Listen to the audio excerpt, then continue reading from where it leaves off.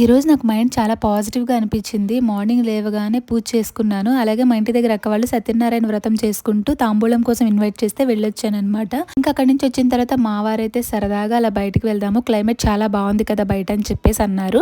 So ఇంకా అలా అయితే లాంగ్ డ్రైవ్ లాగా బయటికెళ్ళామనమాట. చాలా హ్యాపీగా ఫీల్ అయ్యా. బాబు కూడా ఎంత యాక్టివ్‌గా ఆడుకున్నాడంటే ఆ క్లైమేట్‌ని ఎంజాయ్ చేస్తూ నిజంగా చాలా పాజిటివ్‌గా అనిపించింది ఈ డే అంతా కూడా ఈరోజు. హ్యాపీగా నేను, మా వారు, బాబుతో ఇలా టైమ్ స్పెండ్ చేసి చాలా డేస్ అయింది. మైండ్ అంతా పీస్ఫుల్గా ఉంచుకొని ఇంకా మనం ఎక్కడికి వెళ్ళినా సరే ఖచ్చితంగా ఫొటోస్, వీడియోస్ ఒక చిన్న మెమరీ కదా ఇలాంటివన్నీ కూడా చిన్న చిన్న సరదాలన్నమాట. అవన్నీ కూడా నేను ఈరోజైతే ఫుల్గా ఎంజాయ్ చేశాను.